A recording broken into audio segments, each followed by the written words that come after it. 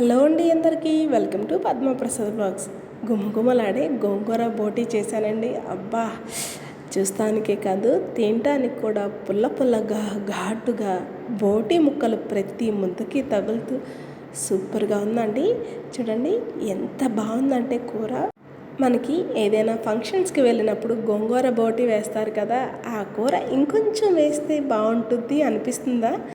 మీకు కూడా అనిపిస్తుందా? నాకైతే అలాగే అనిపిస్తుందండి. ఇక మీద అలాంటి ఇబ్బంది లేకుండా చక్కగా మనమే బయటికి వెళ్ళి బోటీ తెచ్చుకొని కొంచెం ఓపికగా క్లీన్ చేసేసుకుంటే సరిపోతుందండి. మనకి నచ్చినట్టు గోంగూర బోటీని చేసుకొని సూపర్గా కుమ్మేయచ్చు. నేను బయటికి వెళ్ళి బోటీ తీసుకొచ్చి క్లీన్ చేశానండి. అబ్బా, నాకు 2 గంటల పైనే పట్టింది క్లీన్ చేయడానికి. ఇది క్లీన్ చేయడమే కష్టం అండి, వండుకొని తినడం అంటే చాలా ఈజీ. నిజమేనండి. చక్కగా క్లీన్ చేసుకున్న బోటీని ఒక కుక్కర్లో వేసేసుకొని ఉప్పు, పసుపు, కొంచెం నీళ్లు పోసి లో టు మీడియం ఫ్లేమ్లో 3 విజిల్స్ పెట్టుకుంటే మనకి ఇంకా ఎక్కడైనా బోటీలో ఒక రకమైన స్మెల్ వస్తుంది అనే ఆలోచన ఉన్నా కూడా బ్రహ్మాండంగా పోతుంది. ఇలా కుక్ చేసుకుంటే సరిపోతుందండి. చూడండి, 3 విజిల్స్ తర్వాత మీకు చూపిస్తున్నాను. చక్కగా కుక్ అయింది కదా. ఇప్పుడు ఈ నీళ్ళన్నీ వాట్ చేసేసి బోటీని పక్కన పెట్టేసుకున్నాం. వెడల్పాటిది మందపాటి ఉన్న గిన్నె పెట్టుకొని కాస్త నూనె ఎక్కువే పడుతుంది సుమా. నూనె కాగాక 5 యాలకులు, 6-7 లవంగి మొగ్గలు, 1 ఇంచు దాల్చిన చెక్క వేసుకుందామండి. కొంచెం ఇవి వేసినవి వేగాక స్టార్ పువ్వు, మరాఠీ మొగ్గను కూడా వేసి కాసేపు వేయించుకుందాం. 1 టీ స్పూన్ దాకా ఫ్రెష్గా ఇప్పుడే గ్రైండ్ చేసుకున్న అల్లం వెల్లుల్లి పేస్ట్ వేసుకొని 5 పచ్చిమిర్చిని ముక్కలు ఘాట్లు పెట్టుకున్నానండి. అలాగే 1 రెబ్బ కరివేపాకు కూడా వేసుకొని చక్కగా మనం వేసిన అల్లం వెల్లుల్లి పేస్ట్, పచ్చిమిర్చి నూనెలో చక్కగా వేయించుకున్నాం. ఇవి వేగుతున్నాయి కదా. ఇప్పుడు దీంట్లో సన్నగా తరిగిన ఉల్లిపాయ తురుము కూడా వేసుకుందామండి. మీకు ఉల్లిపాయ సన్నగా తరగడం అవ్వలేదంటే మిక్సీలో వేసి పేస్ట్ చేసి కూడా వేసుకోవచ్చు. సన్నగా తరిగిన ఉల్లిపాయ తురుము కూడా వేసుకున్నాం కదా. కాస్త ఉల్లిపాయను కూడా నూనెలో కొంచెం పచ్చివాసన పోయేదాకా మగ్గపెట్టుకున్నాం.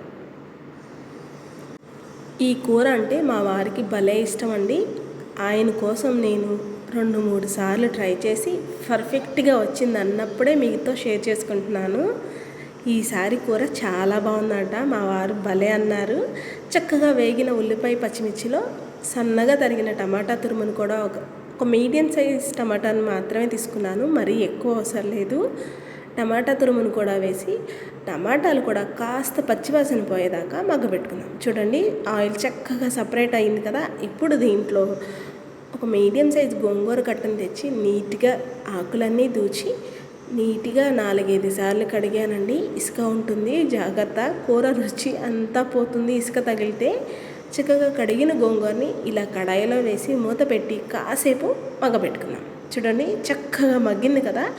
చాలామంది గోంగూరని సపరేట్గా నూనె వేసి మగ్గపెడతారండి. అబ్బే, అలా ఏమీ అవసరం లేదు. ఇలా ఉల్లిపాయ, టమాటా, పచ్చిమిర్చి అన్నీ మగ్గాక ఈ గోంగూరను కూడా వేసి కాసేపు అలా వదిలేసేసి ఇలా కలిపితే సరిపోతుందండి. చక్కగా మెత్తగా పేస్ట్ లాగా చేస్తే బాగోదు.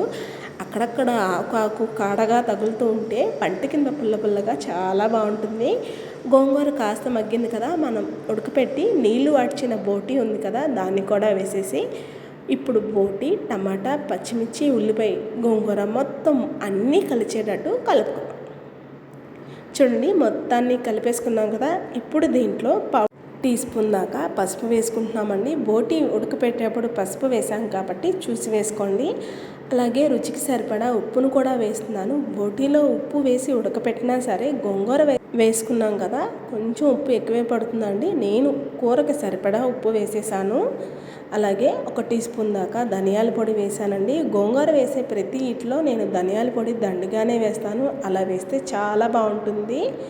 అలాగే కారం కూడా పచ్చిమిర్చి, అల్లం వెల్లుల్లి పేస్టు, బిర్యానీ స్పైసెస్ ఎన్ని వేసినా కారం రుచి అదే వస్తుందండి. సో అందుకని 2 స్పూన్ల వరకు కారం వేసాను.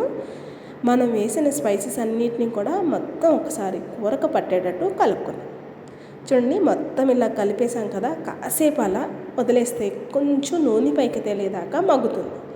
ఇప్పుడు దీంట్లోనే 1/4 లీటర్ కన్నా తక్కువే నీళ్లు పోసుకొని లో టు మీడియం ఫ్లేమ్లో మొత్తాన్ని ఒకసారి కలిపి చక్కగా కుక్ చేసుకుంటే కూర గుజ్జు గుజ్జుగా భలే వస్తుందండి. అబ్బా అసలు నోట్లో మాటలు లేవు, అసలు తింటుంటే ఎంత బాగుందంటే అంత బాగుంది కూర. చూడండి, నీళ్లు పోసి మొత్తం కలిపి ఉడుకు పట్టింది కదా, మూత పెట్టి కాసేపు కుక్ చేసుకుంటే చక్కగా ఆయిల్ పైకి తేలుతూ కూర రెడీ అయిపోయిందండి. ఒక్కసారి మొత్తం అడుగు నిండి కూర అంతా కూడా కలుపుకుందాం.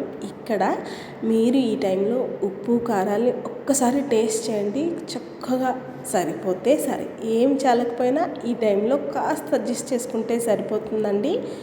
బోటి ఉడకదు అన్న భయం అవసరం లేదు. మనం క్లీన్ చేసేప్పుడు కుక్ చేస్తాము ఒకసారి, తర్వాత కంప్లీట్గా కుక్ చేసాము, ఉప్పు పసుపు వేసి కూరలో కుక్ చేసాం కాబట్టి బోటి బ్రహ్మాండంగా ఉడుకుతుంది.